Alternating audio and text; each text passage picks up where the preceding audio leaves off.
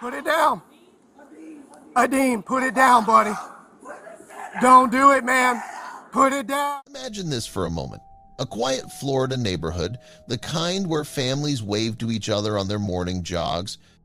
Kids ride their bikes after school, and life is, well, normal. But one night, that peaceful image was completely shattered when a 14-year-old boy did something unthinkable. By the time the police arrived, a mother lay dead, her boyfriend critically injured, and the boy, Adem Berry, was running through the streets, gun in hand, threatening to take his own life. It's the kind of scene you only see in movies. But this was real life, and it all began in a way no one ever could have expected. I don't want to hurt you, bro. I do not want to shoot you. Put it down. You don't want to end it this way. You don't want to end it this way, brother. I promise you. Whatever happened today, it can be fixed. Don't pull the trigger. But before we get into the chilling details, make sure to hit that like button if you're here for gripping real-life stories like this one.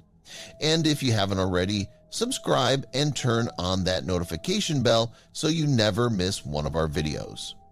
Now, let's rewind and figure out how we got here. Adem Berry, just 14 years old, lived a life that on the surface probably didn't look much different than any other teenagers. But that night, something inside him snapped, and what happened next turned into an absolute nightmare. It all began when deputies in Florida started receiving frantic calls. Residents in the Summerfield subdivision were panicking as reports flooded in.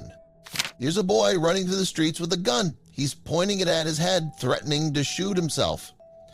Imagine being one of those neighbors, peeking out your window and seeing a teenager with a firearm, clearly distraught, pacing frantically.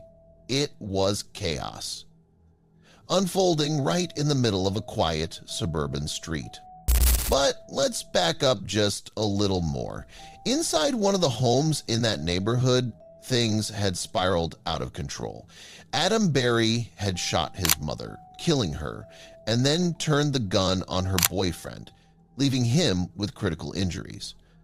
We still don't know the full motive behind what led to that tragic moment, but by the time Berry ran out of the house and onto the streets, everything had already gone horribly wrong.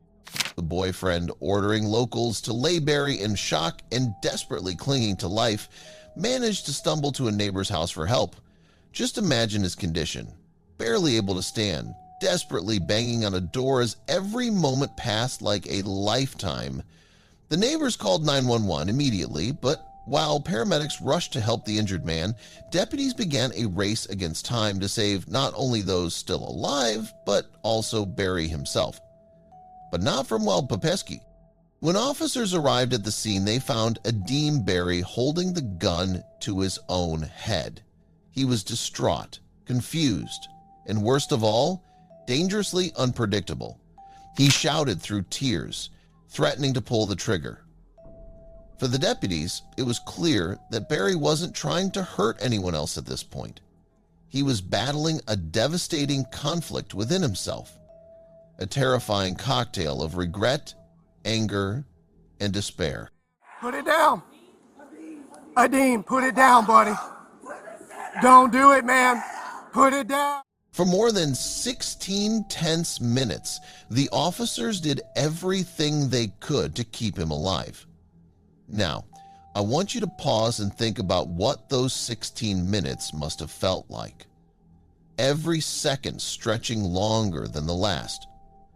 Deputies carefully choosing every word as they tried to de-escalate the situation, their own hearts pounding in their chests.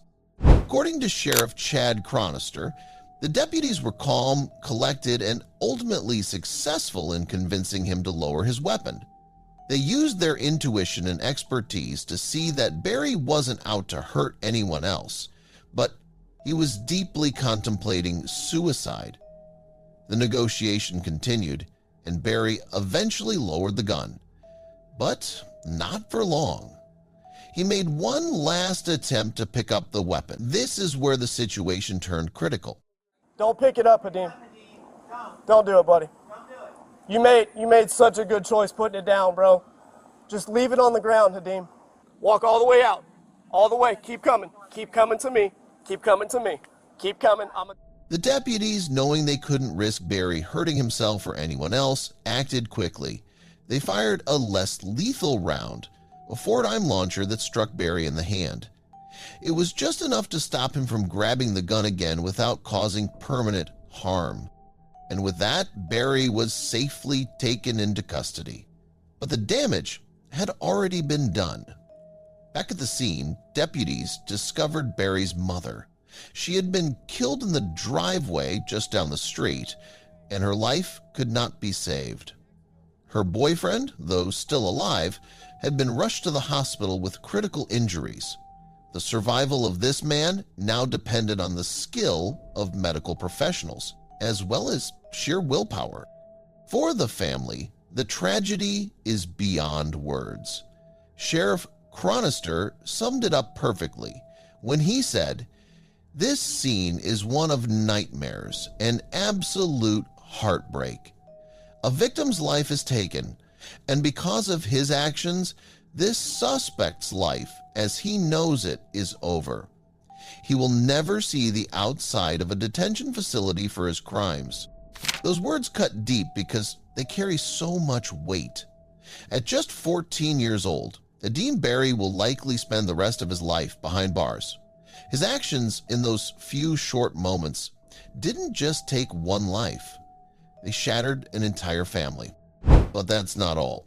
After his arrest, Barry was held without bond, leaving the public with so many unanswered questions. How did it come to this? What was happening in that household that night? And most importantly, what could drive a 14-year-old to commit such a heartbreaking act? This was the Barry Bunjeppers' stunning find inside the Pinterest. According to reports, the mother had been in a relationship with the injured boyfriend, but there were no prior indications of danger. The tragic twist is that the crime seemed to happen so suddenly, so violently, that no one had time to react or intervene. And yet, people close to the family are left piecing together the puzzle, trying to understand the unthinkable.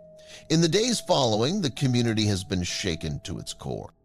Neighbors are still in shock, unable to reconcile the actions of a teenager with the tragedy that unfolded on their quiet streets. The hurt is deep, and not just for the surviving boyfriend, but also for everyone who knew the mother as more than just a headline. Caring mom, a beloved member of the community, and now a victim of a heartbreaking story no one saw coming. And let's not forget about Barry himself. In the back of that police car, as the adrenaline wore off and reality came crashing down, his words painted a haunting picture. Through tears, he kept saying, "I ruined my life. I ruined my whole future. It's all my fault." Those aren't the words of someone hardened or detached. They're the words of a child who, in a moment of unimaginable violence, changed the course of his life forever. He even pleaded with officers, "Are the handcuffs necessary? I'm a good child." But the truth is that one night defined everything. So now we're left with questions. Questions about what could have prevented this. Questions about how a young boy's anger or pain could build up to something so final. And questions about what happens next.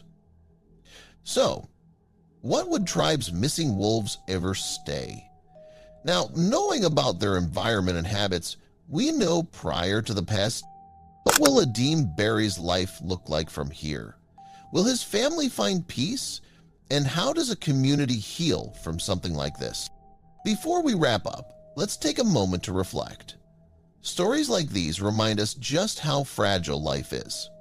They're shocking, they're tragic, and they stay with us long after we've heard them.